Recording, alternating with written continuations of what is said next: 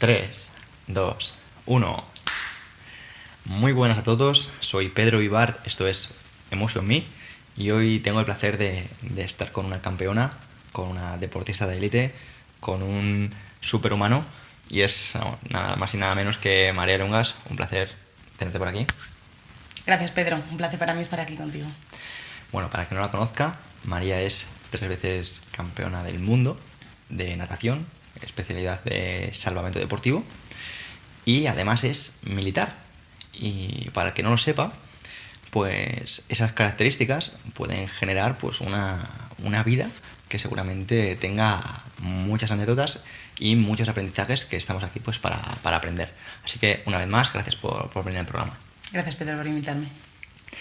María, hay personas que seguramente pues, te conozcan de tu trayectoria, sobre todo gente del mundo deportivo, porque al final nos has representado pues, en distintas competiciones a nivel internacional, desde el ejército y demás, pero me gustaría, ¿cómo te presentas cuando conoces a alguien? ¿Cómo es María cuando se presenta, cuando nadie la conoce? Bueno, pues es difícil porque de toda la vida te dicen, ¿no? que hay que ser humilde en la vida, pero es verdad que bueno, que no me puedo definir por todo eso, pero sí que es verdad que toda la trayectoria deportiva que he llevado me ha llevado a ser la persona que soy hoy en día. Entonces cuesta mucho definirlo todo en poquitas palabras, definir toda tu vida en poquitas palabras. Me presento como la presente María Luengas, una persona que ha sido deportista toda su vida y que le encanta tener nuevos objetivos, nuevas metas y siempre está intentando evolucionar y crecer. Y cuando se quieren introducir un poquito más en mi vida, pues sí que acabo diciendo que soy campeona del mundo y todo el mundo se sorprende, ¿no? Como diciendo, coño, pero ¿cómo no te has presentado desde el principio como campeona del mundo? Digo, no es necesario presentarse así. Pues además me gustaría, ya que María, pues al final, por mucho impacto que tiene a nivel deportivo, a nivel de marcas y demás, seguramente no se va a presentar con toda la categoría que tiene. Y es que además, pues no lo ha dicho, ella también es graduada en Ciencia de la Actividad Física y el Deporte, estudió aquí en la Universidad de Alcalá de Henares, y es hermana también de una influencer psicóloga y demás llamada Lucía Luengas. Pero lo que quiero decir es que fijaos que cómo estamos todos sesgados a pensar que realmente si no conocemos a alguien por sus redes sociales, si no pensamos que tiene muchos seguidores, si no vemos que es famoso, tendemos a infravalorarlo. Y es que hoy en día vivimos, me parece, como con un contador de likes, seguidores y demás. Y nos damos cuenta de que personas como María, que tienen historias, hace nada estuviste en China representándonos. Cuéntanos un poquito cómo es ese tipo de experiencias, cómo es representar a tu país en otro continente. Bueno, no solo estuve en China, estuve en Wuhan, que a día de hoy es una ciudad bastante nombrada, ¿no? No se conocía Wuhan y ahora es conocida por todo el mundo. Luego, si me preguntas, contamos un poquito de qué fue el campeonato. Pero bien, pues la experiencia de China fue espectacular. Yo ya había participado, fui con los Juegos Mundiales Militares. Ya había participado en unos Juegos Mundiales anteriormente, lo que pasa que fuera de la mili, pues yo llevo dentro del mundo de la competición desde muy pequeñita. Entonces antes de ser militar ya competía, pero la experiencia fue espectacular desde el minuto 1. O sea, la ciudad se volcó con todos los deportistas que éramos. Nos metieron en una villa olímpica, igual que unas olimpiadas, lo que pasa que mi modalidad deportiva, que es el salvamento, como no entra dentro del programa olímpico, pues nosotros lo que tenemos son, cada 4 años, al igual que los deportes olímpicos, tenemos nuestros Juegos Mundiales. Y bueno, pues dentro del ejército pues estuvimos allí compitiendo, competidores del ejército de todo el mundo, de muchísimos países, creo que fuimos 125 países los que estuvimos compitiendo.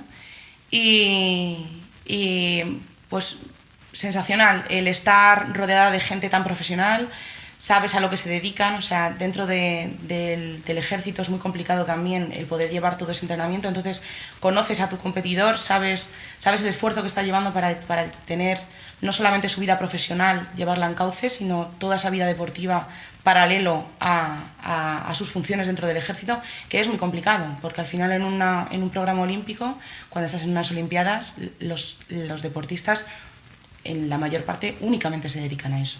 Y entonces encontrarse con tantísima gente, tantísimo nivel de personas que tienen que llevar su vida profesional paralela a su mundo, a su vida deportiva, es sensacional, ¿no? El verse reflejado en a qué niveles podemos llegar y a qué marcas se pueden conseguir.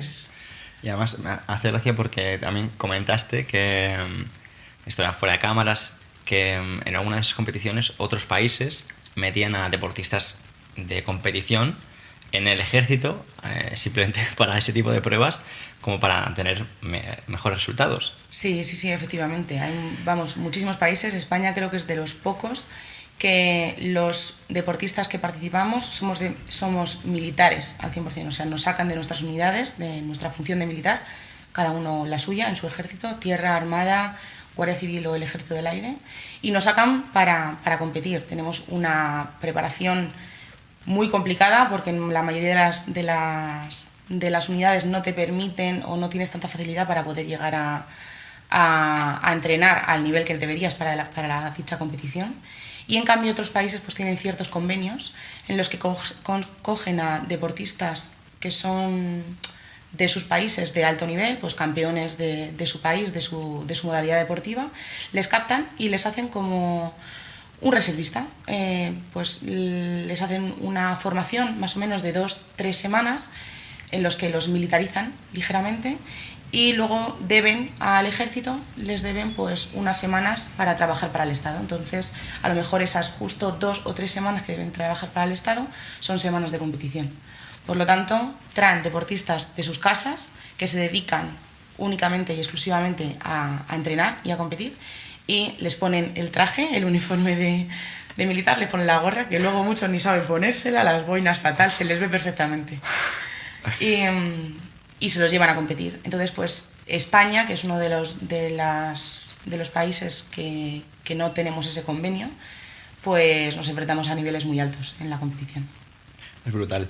Y María, me gustaría, porque al final pues se ve un poco los highlights, ¿no? El ir a los sitios, que te reconozcan, representar a tu país, llevar la bandera, que por cierto no has contado que también estuviste de abanderada. Sí, fui abanderada. Y de hecho, madre mía, porque ha salido la imagen de la bandera y la imagen de todo ese pasillo que tuvimos que hacer, ¿no? Dentro del Estadio Olímpico.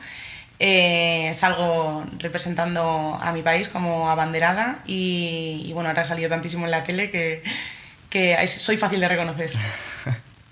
Además que sí. Y pues eso, ¿no? Al final se ve pues muchísimo el éxito, se ve muchísimo pues el reconocimiento, las banderas, las medallas. Lo que pasa que al final a mí me encanta pues cuando traigo a personas gigantes como tú que hablen de cómo han llegado hasta ahí, ¿no? Porque al final las luces molan mucho, pero al final hay que tragar mucho para estar ahí y sobre todo, pues al final, como comentabas, ¿no? Además, has estudiado tu carrera, tienes una carrera además militar, tienes una carrera deportiva brillante y eso al final es por unos valores. Me gustaría que hablaras un poquito de esos valores, de cómo comenzaste en el deporte, de tus orígenes, cómo va un poquito de eso, si eso te lo enseñaron en casa, lo viste fuera y sobre todo, cómo lo hiciste para compatibilizar todo eso cuando empezaste un poquito tu carrera militar. Bueno, pues la historia es larga. La verdad puedo empezar desde el origen bastante lejos. Empecé desde muy chiquitita. Obviamente es algo que recoges de casa, ¿no? Pues fueron mis padres los que me iniciaron en el mundo del deporte y los que siempre me han apoyado durante toda mi trayectoria. Gracias a ellos he conseguido muchísimas cosas, porque cuando eres adolescente pues necesitas ayuda para todo. Siempre me han apoyado, siempre me han seguido en cada competición, son mis fans números 1. Entonces pues es algo que siempre he tenido en casa, pero es verdad que en mi familia no hay gente deportista. Bajo mi punto de vista, he sido la primera deportista. Ahora mi hermana está muy metida también en el mundo y es una pedazo de máquina también. ¿Es una bestia tu hermana? Sí, es una bestia, sí. La pequeña se ha convertido en la bestia, sí. Pero sí que es verdad que he sido la primera deportista. Todo empezó pues con 8 años, ya empecé a nadar a diario, ya me captaron desde el club de Alcalá de Henares, que es de donde yo he vivido siempre. Desde el club de Alcalá de Henares me captaron con 8 años y yo era simplemente nadadora. A los 11 años fui a mi primer campeonato de España, Y a los 16 años, cuando ya llegas a absoluta, pues conocí lo que era el salvamento deportivo. Hubo un ángel de la guarda, que además se llama Ángel, que vino a saludarme y me dijo: tía, con esas patas podrías ser una maldita máquina del salvamento. Y dije yo: ¿en serio el salvamento? ¿Eso qué es? Es un deporte que no se conoce en España y lo entiendo. Vaya, hay una modalidad deportiva que no está nada apoyada y es una pena porque es preciosa. Es una pasada. Preciosa. ¿Podrías explicar un poquito qué es el salvamento? Porque al final hemos hablado un poquito de tu trayectoria, pero Sí. hay personas que todavía no sabrán encuadrarlo. Pues el salvamento es una modalidad deportiva en la que se compite tanto en playa como en aguas abiertas, normalmente suele ser en playa. Las pruebas son más cortas que natación en la parte de piscina, tenemos 6 pruebas individuales en piscina y son 50, 100 y 200 metros en los que hay simulaciones de rescate. Obviamente no tiene nada que ver con el salvamento profesional, que sí, porque al final es la esencia, ¿no? O sea, hay técnicas pues, que son las utilizadas luego para un rescate real, pero todo ha evolucionado muchísimo. Al final el fin es la competición, entonces el fin es llegar lo antes posible y hemos tenido que ir eliminando pues, muchísimas limitaciones que te trae las técnicas profesionales pues, para poder llegar a ser un deporte de verdad. Se utilizan aletas, apnea, remolque de maniquíes, eso en la parte de piscina. Son pruebas muy potentes en las que hace falta mucha fuerza y potencia, más que la resistencia, ya te digo que son máximo 200 metros. Y luego la parte de playa es muy bonita, es algo más de distancia, utilizamos, son recorridos de boyas en los que tenemos que nadar, remar en tablas de paddleboard. Tenemos esquís de salvamento que son como un K1 para poder ir en contra de las olas o ir cogiendo en downwind las olas y luego todo eso se unifica y se hace pues un recorrido: carrera por la arena, nadar, carrera por la arena, remar, carrera por la arena, remar con el esquí, y pues es un poco un triatlón súper bonito para el espectador, para verlo. Pero más potente, ¿no? En el sentido de que a lo mejor Sí. el triatlón es más resistencia Sí. y lo vuestro es más potencia. Y sobre todo porque hay que tener, es muchísimas técnicas, o sea, hay que conseguir para la parte de playa mucha resistencia y potencia, pero claro, al final también estás jugando con... El mar no es siempre igual, o sea, las condiciones no son siempre las mismas. Está lloviendo, hay viento, hay olas grandes, hay olas pequeñas, las mareas, las corrientes, la playa puede ser con arena más o menos dura, o sea, al final es una competición muy interesante, cada competición es diferente una de otra y eso pues lo hace muy entretenido y tienes que estar preparado para todo. Desde luego que sí. De hecho he visto pues alguna competición y sois unos salvajes, porque al final, a diferencia de deportes como el triatlón, que son físicos pues más finitos, vosotros solo hay que veros, que además que tú ahora creo que estás por debajo de ese peso de competición. Sí. ¿Estás más modo CrossFit o más...? Sí, bueno, no sé, ahora soy un poco multidisciplinar, la verdad. He salido un poco de toda esa competición de alto rendimiento en la que estaba dedicada y ahora pues hago un poco de todo. He bajado también el peso, pues para mover las aletas hace falta tener mucha pierna, hace falta tener mucha musculatura y bueno, llevo un tiempo en el que me he dado un espacio, un paréntesis, y el no poner aletas se me está notando, la verdad, estoy más finita. Me gustaría que hablas también de esa parte, como has comentado, más estética y cómo rompe un poquito con los cánones de entrenamiento que a lo mejor sí se ha llevado a mujeres, que es de hacer poquito, cardio, levantar poco peso, cuando para realmente competir a nivel que tú has llegado, realmente hay que machacarse a muerte. Y yo he salido a correr con María, he entrenado con María y es una auténtica bestia. Y como veis, si lo estáis viendo por YouTube o en lugar del podcast, es increíble, está súper fibrosa. De hecho, es la imagen de Body by Gymnastics en core de acero. Core de acero, presente. Así que imaginaos si no está fuerte, ¿no? Y no es por levantar pesas rosas o hacer mucho cardio, sino por realmente entrenamiento más de potencia y machacarse, ¿no? A ver, cuando tú te pones a entrenar, supongo que tienes un fin. Entonces, si tu fin es estético o si tu fin es rendimiento. Yo siempre lo pregunto cuando me dicen, es que estás muy fuerte, es que las mujeres están fuertes. Digo, el fin de mi entrenamiento es el rendimiento deportivo, yo no busco una estética. Obviamente van de la mano en muchos casos y bueno, pues puliendo pequeñas cosas puedo conseguir el fin del rendimiento, que es mi objetivo principal, pudiendo llevar una buena estética. Eso al final es nutrición.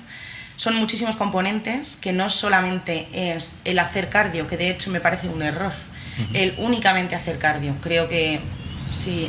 ¡Buah! Menudo viento. Sí, hace viento. El único. Creo que el trabajo de fuerza es un trabajo que te vale para los dos fines, tanto para el fin de rendimiento como para el fin de estética. Si tú quieres una quema de grasa, siempre con un trabajo de fuerza, con un trabajo no solamente de resistencia, sino en el que metes pues, lo que es el CrossFit, básicamente.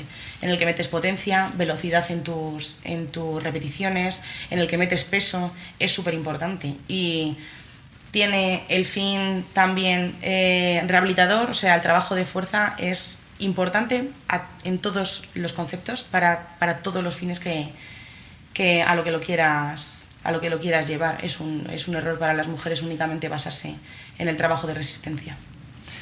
María, ahora quiero llegar a esa parte que tanto interés va a generar a la audiencia, y es esa parte en la que eres deportista, eres militar, eres estudiante. ¿Cómo haces para compatibilizar eso y además tener una vida personal? ¿Cómo se gestiona todo, esos 4 pilares, esas 4 facetas de la vida, cuando realmente se es un adolescente, se está empezando a estudiar? ¿Cómo gestiona eso? Pues no lo sé. No sé cómo se gestiona. Creo que te levantas por la mañana y lo primero que se te pasa por la cabeza, o donde te lleva el corazón, ¿no? Donde te llevan las ganas de proyectar, tú te plantas unos objetivos y cómo vas a llegar a ellos, pues es el día a día. Te levantas por la mañana con cierta energía y dices, esto es lo que tengo que hacer y este es el camino que tengo que seguir. Es muy complicado. O sea, dejas atrás muchas cosas, tienes que quitarte a lo largo de tu vida, no solamente de adolescente, con los amigos, las salidas, las fiestas, los viajes. Todo eso el entrenamiento me lo quitaba, pero es que ya de mayor fue otra cosa. Es el trabajo, el vivir en Madrid, los atascos, el no sé qué.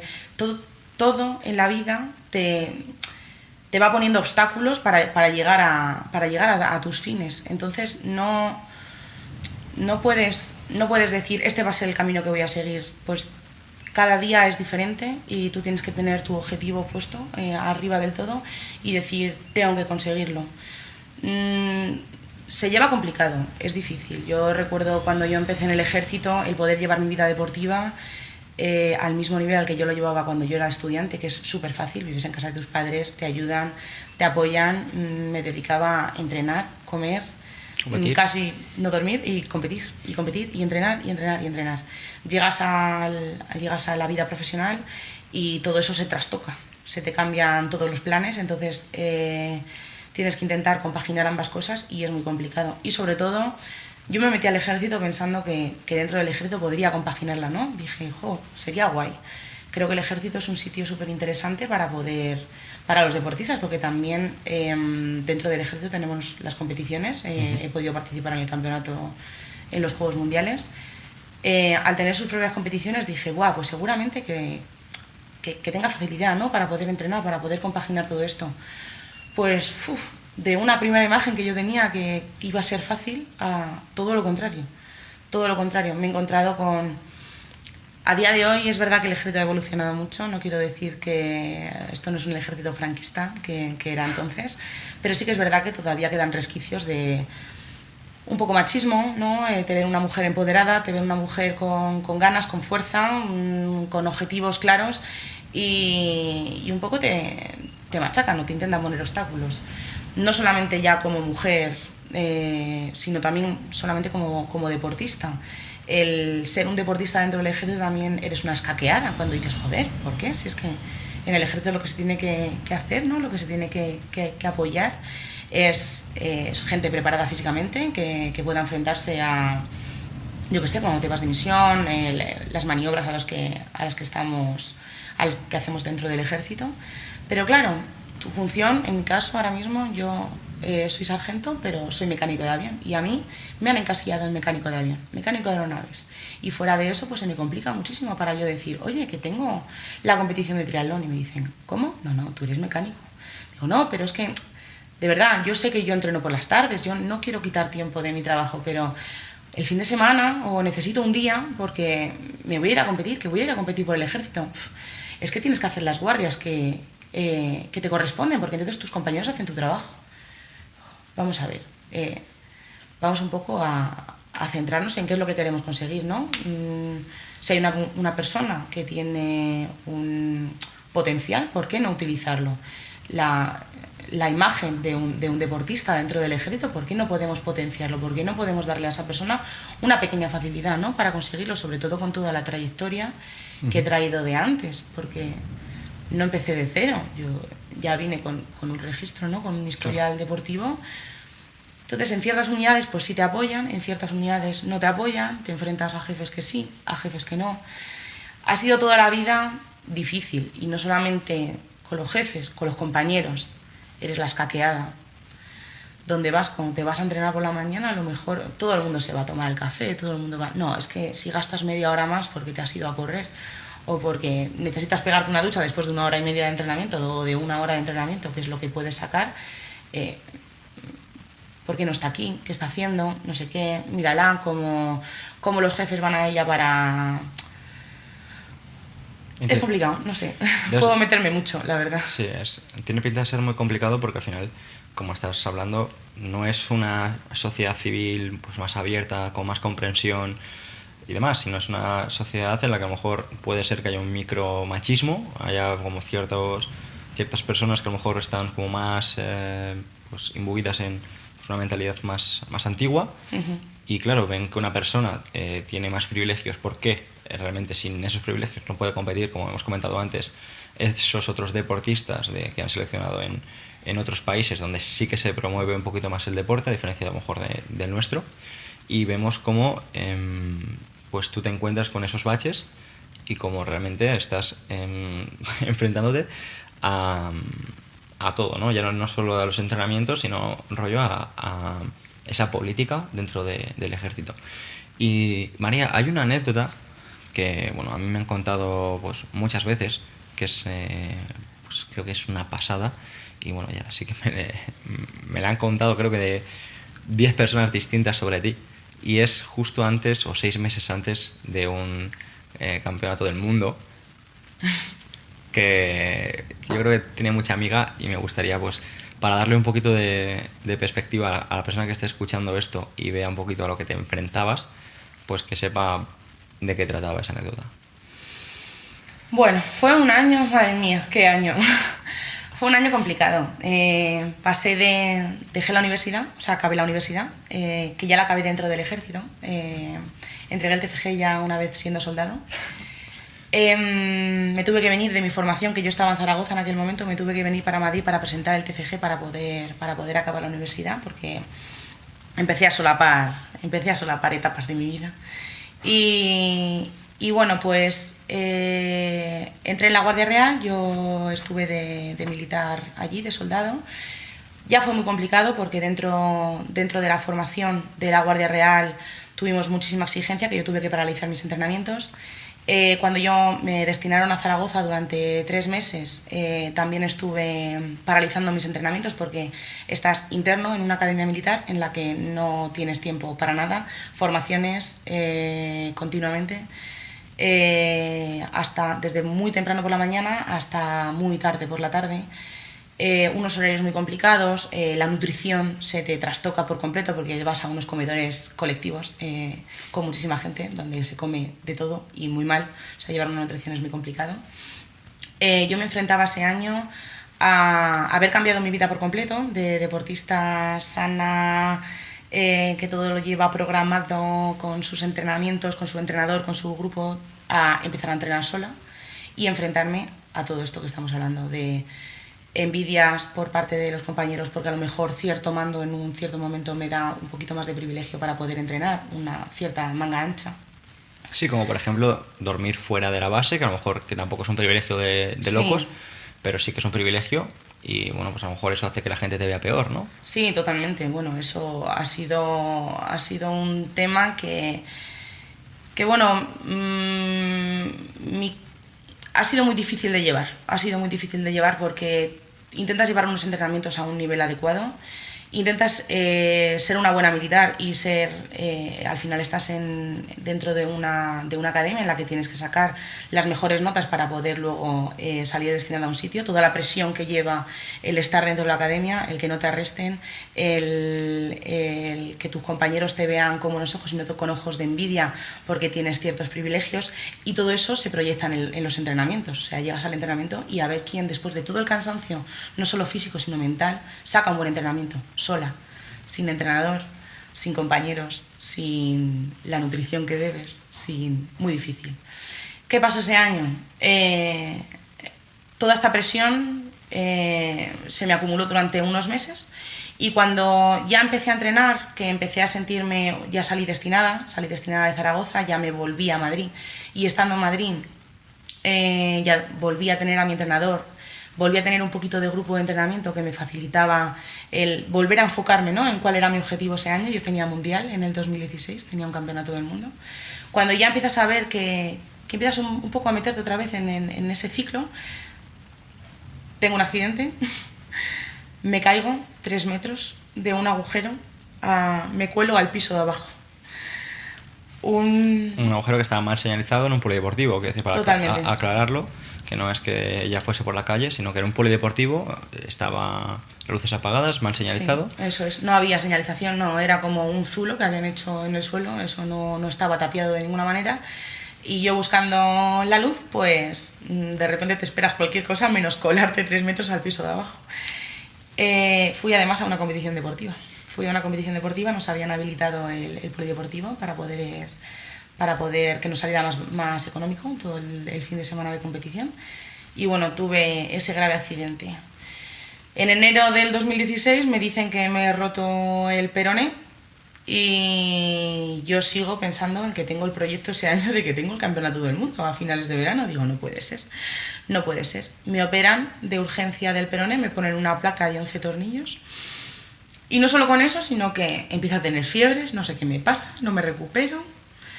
Bueno, pues no se me cierra la cicatriz, me entra una bacteria que me impide que la cicatriz se cierre. ¿Qué me pasa? Que no solamente me tiro todo ese mes de escayola, que yo estuve escayolada y hasta que se recuperó la musculatura de baja, sino que yo tenía durante 5 meses, yo tuve una apertura en la pierna, que querían hacerme un injerto, que a mí se me veía la placa a través de mi pierna, ¿no?, la placa que me habían puesto en el tobillo. Entonces, ¿qué pasa? Yo sigo pensando, madre mía, estando de baja, entrenamientos, no me cogían en ninguna clínica de rehabilitación por el tema de que la herida seguía abierta. Total, que yo con mis 2 muletitas me cogí y me fui al gimnasio y dije, esto no puede conmigo, y mi objetivo sigue delante. Entonces yo empecé a entrenar, mi musculatura estaba bien, yo sabía que por ahí no se iba a volver a romper por tener todos esos tornillos, entonces empecé a entrenar, cuidándome muchísimo la herida, pero yo empecé a entrenar, no podía nadar porque claro, la herida no podía mojarse, pero bueno, podía hacer muchísimas otras cosas. Entonces empecé a llevar un entrenamiento mucho más funcional, algo que no había hecho anteriormente, ¿no?, pero bueno, con conocimientos de la carrera y todo eso, dije, voy a ser mi propia entrenadora, y empecé y no me dejé. Y gracias a eso llegué al campeonato del mundo, después de muchísima presión, porque además fue una temporada muy complicada porque recibí mucha presión por parte de mis compañeros dentro del ejército, ¿no? Veían que yo entrenaba, que yo podía hacer ciertos ejercicios de gimnasio, pero yo no podía hacer guardias como ellos. Entonces, claro que no podía hacer guardia porque yo no podía ponerme esas botas, yo no podía tener esa herida tapada, yo no me podía ir de maniobras, yo no podía estar 24 horas con unas botas puestas, con todo el equipo militar, con todo el uniforme militar. Claro, porque era muy controvertido, porque por un lado podías entrenar a alto nivel, pero por otro lado no podías hacer... Alto nivel, sí, o sea, yo podía coger bastante carga, pues al final mi musculatura estaba preparada para ello, pero claro, estaba muy limitada. Pero en buenas condiciones, no en malas condiciones como cuando estás de maniobras, por ejemplo. Efectivamente, o una guardia de 24 horas, que era a lo que yo solía hacer estando en la Guardia Real. Entonces eso lo veían muy mal. veían que yo no podía ponerme esas botas, yo no valía para el ejército, que yo fui a darme de alta. Intenté darme de alta para que me pusieran en otra función, no sé, ponme en la oficina, ponme... Yo puedo hacer cosas. Y todo esto tus compañeros hacer... sabiendo que tenías un campeonato del mundo y que ya venías con un buen background y ellos aún así al final seguían con el RQR de... Con el RQR de que puedo llamarlo bullying con todas las letras. Yo recibí muchísimo bullying y eso pues era muy difícil de llevar. Te acabas de cambiar de mundo, tú vienes del mundo del deporte donde eres más o menos admirada, ¿no? O por lo menos querida por todos tus compañeros, por todos tus competidores, por todos los deportistas, y te metes en un mundo en el que empieza a haber muchísima envidia, una vibración muy mala, unas sensaciones muy malas de que todo el mundo intenta ponerte obstáculos, nadie te quiere ayudar, creen que si no vales para eso no vales para nada. Y todo lo que yo había llevado, todos esos valores que yo llevaba adentro, que yo decía, no puede ser que estas personas tengan esta imagen de mí, porque creo que soy todo lo contrario a lo que ellos describen de mi persona. Todo eso pues llevado a mi presión personal de que yo tenía ese campeonato, de que yo tenía que sacar esos entrenamientos, de que yo podía conseguir salir de esa lesión yo sola. Y se hizo duro, pero me hizo súper fuerte, súper fuerte. Llegué a ese campeonato del mundo y tengo que decir que a día de hoy todavía se me caen las lágrimas de decir, volví a ganar el campeonato del mundo. Fue mi tercer mundial y volví a ganarlo después de toda la presión. Mira, después de toda esa presión, fue bestial. O sea, años anteriores... al final siempre en una final de un mundial, ¿no? Te encuentras con, en los años en los que estábamos, te encuentras con las mismas deportistas, más o menos. Son 8 las que llegamos a la final, pues a lo mejor 5 deportistas o 6 somos siempre las que estábamos en aquel momento en el top. La persona con la que yo había luchado por un récord del mundo dos años antes, en el anterior mundial, se me acercó ese campeonato en el 2016 y justo antes de que yo nadara la final por la tarde, ella no se había clasificado por la mañana, ella iba con el récord del mundo en ese momento, se acercó a mí, me dio un abrazo, una persona con la que casi no hemos tratado, porque al final había muchísima competitividad, había tensión entre nosotras, ¿no? Nos mirábamos y era como, voy a matarte. O sea, al final es un respeto que nos teníamos, pero también esa tensión, esa competitividad, te odio, era necesario. Pues ella era una de las personas con las que con la mirada nos decíamos, necesito odiarte y te estoy odiando, entonces voy a poder contigo y te voy a machacar. Esa persona se me acercó justo antes de yo tirarme a la final y me dijo, te mereces ganar, porque lo que has conseguido tú hoy, el estar aquí hoy de nuevo, dice, se merece el respeto de toda esta piscina. Y a mí se me cayó, o sea, no sé, para mí fue uno de los momentos más emocionantes personales como deportista, de decir, joder, cómo una persona me ha sabido valorar, ¿no? Y ha visto todo el... No solo mis padres, porque mis padres lo veían a diario, pero, joder, mi competidora, mi mayor rival, que me diga esto, que me dé un abrazo, para mí fue espectacular. Y lo conseguí. Ya no digo nada porque a mí también me emocionan estas cosas y precisamente por esto y muchas más quería traerte al programa para que te conocieran pues más personas. Que seguramente, ya te digo, por desgracia pues vivimos en un mundo donde se valora a la gente en función de la visibilidad que tienen, ¿no? Y hay historias pues de personas increíbles que a lo mejor no son más discretas o han decidido pues serlo así o no han querido mostrarse o no se muestran, sea por la circunstancia que sea, y me hace gracia porque veo que en tu caso, o sea, o algo que pues, a mí personalmente me parece anecdótico, y es que en toda tu carrera deportiva solo has conseguido patrocinadores de una marca de aletas o de bañadores o lo que sea, cuando vemos a gente muchísimo menos válida que tú, que a lo mejor simplemente por saberse mover, por saber tocar las teclas adecuadas, tiene contratos, Sí. trabaja con marcas brutales, Sí. está con viajes pagados y al final estamos viendo cómo otro tipo de deportistas, la gente que lleva la vocación dentro, la gente que lucha y lleva esa emoción dentro, realmente es la que gana. Porque no lo hace esperando nada, lo hace por ella misma y quería que esta historia pues la gente del programa la escuchase. Sí, es una pena porque al final todo se reduce a lo mismo, ¿no? Hay que saber venderse. Pues no sé venderme. Y no lo he sabido nunca. Vamos, para sentarme hoy aquí, ¿cuántas veces has tenido que decirme, María, venga, anímate, tienes que saber contar tu historia, porque tu historia tiene muchas cosas bonitas que contar, muchas cosas que puedes ayudar a gente o que pueden, no sé, que pueden Inspirar. a inspirarles, sí, eso es, a ver que no todo es un camino de rosas, ¿no? Pero que se puede conseguir si lo llevas dentro. Totalmente. Quería que ya no solo esa faceta pues que mola mucho, ¿no? A nivel global, ¿no? A nivel de campeona de algo, sino al final los valores que eso representa, ¿no? De no dejarte, no sentirte menos porque eres mujer.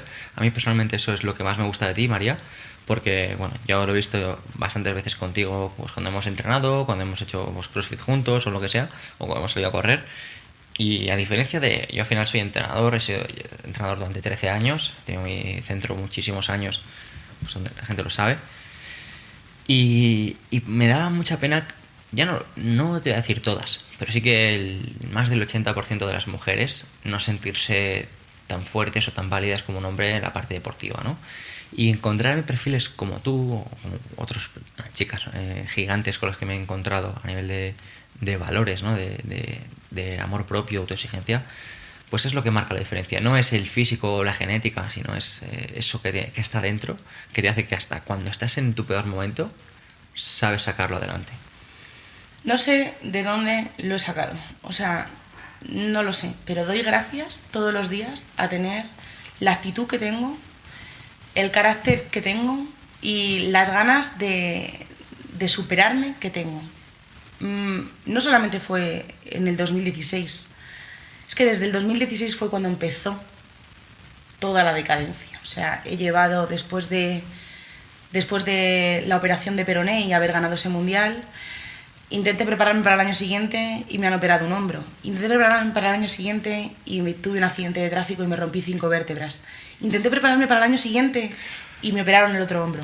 María, lo dices así muy, muy rápido, ¿vale? Pero es que la gente a lo mejor se puede quedar como, me operaron el otro hombro, tenía un accidente de tráfico. No, es que en cualquier otro tipo de circunstancias, los accidentes que sufrió María, yo lo digo porque lo he visto pues un poco de cerca, las personas normales, los médicos te hubieran dicho que no hubieras vuelto a caminar, que no volverías ni de locos a la faceta deportiva, y estamos viendo aquí María dejándose el culo y pateando culos. O sea, que decir, es una pasada. Entonces, le he querido frenar un poco porque lo estás diciendo como algo normal. En plan, pues me pegaron el hombro y al día siguiente tuve accidente de tráfico y al año siguiente pues tuve accidente de hombro.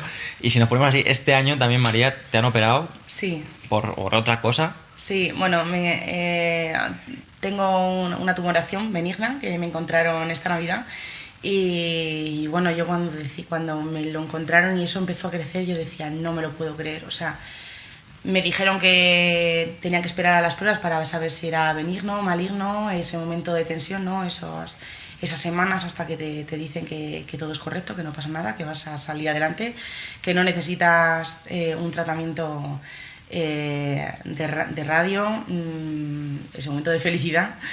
Pero yo decía, no puede ser, otra vez más, tú que conoces mi trayectoria de los últimos años, desde el 2016 he podido sacar para cada competición quizá 6 semanas, 8 semanas de entrenamiento previos a la competición, porque todo el resto de la temporada era una lesión, otra lesión, artrosis en los 2 hombros, que me ha llevado una lesión anual por cada uno, porque al final pues intenté diferentes técnicas para mejorar, me estuvieron haciendo infiltraciones de plaquetas madre para intentar no operarme, pero al final sí mejoraba mi calidad de vida, podía empezar a hacerme coletas, porque yo recuerdo en el ejército intentando hacerme el moño perfecto sin poder levantar los brazos por la artrosis que yo tenía. O sea, es anecdótico ahora, ¿no? Pero por aquellas las pasaba bastante putas, sobre todo cuando tenía 2 minutos para prepararme el moño y salir corriendo a formación.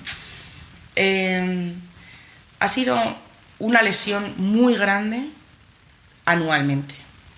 Los 2 hombros y el accidente de tráfico que vino entre medias, que dimos vueltas de campana, y unos compañeros del ejército y yo, y bueno, se me rompieron 5 vértebras, que he tenido dolores de espalda durante toda la temporada, sin poder nadar, sin poder coger carga, todo esto dentro del ejército, en la academia militar en la que me encontraba, que yo tenía que hacer mis maniobras, tenía que aprobar el curso, porque si no yo no iba a acabar. Entonces, toda esa presión, y solamente tenía, pues a lo mejor si había un campeonato cerca, pues decir, bueno, tengo 6 semanas. Yo llamaba a mi entrenador y le decía, ¿podemos hacer algo en 6 semanas? Y me decía, podemos hacer magia en 6 semanas, María. Y entonces yo con la voz de mi entrenador diciéndome, María, ¿hacemos magia? Me ponía a fondo, me ponía súper seria, yo sola, a prepararme los entrenamientos como podía. No podía nadar tanto, pero podía hacer otras cosas. Pues empecé a correr. Yo no sabía que sabía correr y ahora de repente, pues mira, empiezo a darme cuenta de que la parte de carrera también se me da bastante bien. Por eso he empezado ahora quizá a probar el triatlón. Hay que saber buscarse todas las opciones que tienes, no tienes que cerrarte solamente en una, y buscar el camino. Tú tienes el objetivo, no puedo nadar, pues no puedo nadar, pero puedo hacer otras cosas. Pues perfecto, llegaré al objetivo de otra manera, más interesante a lo mejor, ¿no? Me ha hecho un recorrido muy entretenido. Es verdad que lo disfruto y doy gracias todos los días a tener esta actitud, porque si no, yo sé que cualquier otro deportista hubiera tirado la toalla muchísimo antes, muchísimo antes. Es que ha sido un camino de piedras desde el 2016. Y cuando me dicen ahora, María, ¿qué vas a seguir? ¿Lo has dejado? Digo, es que no lo he dejado, es que a mí la vida me ha obligado a dejarlo, ¿no? La alta competición, a mí la vida me ha dicho, hasta aquí. Porque una persona que está dedicada a la competición, a un deportista de élite, a esos niveles de entrenamiento, de repente, estamos en el 2020, 4 años sacando entrenamientos de 6, 8 semanas para un campeonato, ¿qué tipo de preparación, qué tipo de programación? Tú que has estudiado INEF igual que yo, ¿qué tipo de programación cree que eso es posible? Imposible. María, yo te quiero preguntar, porque a mí de verdad esto me dejas sin palabras. Tú cuando ves toda esta vida que has vivido atrás, ¿cuál es la emoción que tienes, tía? Yo flipo, no sé. Soy muy feliz de poder seguir disfrutando del deporte. Obviamente ya no compito a ese nivel, que sí, lo sigo intentando, creo, no lo sé. Es como que no soy capaz de retirarme, ¿no? Voy a ser deportista toda la vida. Pero soy muy feliz. Me causa una emoción de que se me llena el pecho, Pedro. Nunca cuento mi historia, y nunca tan personal como te la estoy contando a ti, ¿no? Lo agradezco muchísimo, lo agradezco un montón, sobre todo porque al final me ha encantado que otro tipo de personas se compadecería de sí misma, o se lamentaría, o diría, si yo no hubiera tenido esa lesión, tal. Y tú dices, me siento feliz, ¿no? Por todo, ¿no? Y fíjate, acabas de contar que si un tumor, que si un accidente de tráfico, que si 2 operaciones de hombro, que si una rotura de tibia o de lo que sea, ¿no? Y al final lo que tú dices, ¿no? No importa lo que te pasa, importa cómo lo afrontas, y realmente eres un ejemplo de ese tipo de gestión emocional, de seguir adelante. Y te quiero pedir, por favor, si pudieras dejar un mensaje a gente, chicos, chicas que te están escuchando, que están afrontando circunstancias donde sienten bullying, donde sienten que todo está negro, donde sienten que de verdad que la vida les puede, que todo está en su contra, creo que tú les puedes dejar un mensaje acorde para seguir adelante. Pues creo que ante cualquier problema, ante cualquier obstáculo, como has dicho, lo más importante es la actitud, Pedro, y es vamos a ser nosotros mismos los que nos saquemos de ese obstáculo. O sea, no va a venir nadie a ayudarnos. Sí, pueden apoyarte, pueden darte un empujón, pero vas a ser tú, con tu cabeza, con tu actitud, el que pueda con todo eso. Y al final, ahora sí que puedo definirme. La pregunta del principio de cómo te definirías, María, pues te digo como una persona que se crece ante la adversidad. Y ese es el mensaje que creo que quiero dejar, que ante cualquier problema, ante cualquier adversidad, no quiero decir que... O sea, no todo es posible, ¿vale? Pero sí se pueden conseguir muchísimas cosas, mejorar, y al final la actitud que tú pongas ante ese problema va a ser lo que consiga sacarte de él. Entonces, crecerse ante la adversidad es como a día de hoy me define, y por eso yo hoy puedo decir, soy feliz con todas las adversidades que me han traído hasta aquí, porque me han hecho ser la que soy a día de hoy y la que me define como María Luengas. Pues a mí me ha flipado escuchar de nuevo tu historia, María, sabes que soy súper fan. Y nada, me gustaría que si quieres dejar un mensaje, despedirte, ¿dónde te puede encontrar la gente que esté escuchando esto o que lo esté viendo? Bueno, pues aparte de Core de Acero, que es donde últimamente se me ve en toda la publicidad de Instagram, me pueden encontrar pues eso, en Instagram, en @boyujib, es María Luengas, mi perfil de Instagram, y nada, pues tengo un perfil muy básico, pero... Dejaremos el link de la descripción. Vale, tengo un perfil muy, muy básico, pero... Creo que transmite muchas cosas, transmite alegría, transmite deporte, transmite vivencias, transmite viajes y bueno, transmite lo que yo soy, lo que llevo dentro. Joder, pues yo te sigo muy de cerca, María. Gracias. Muchísimas gracias y hasta la próxima. Gracias a ti, Pedro.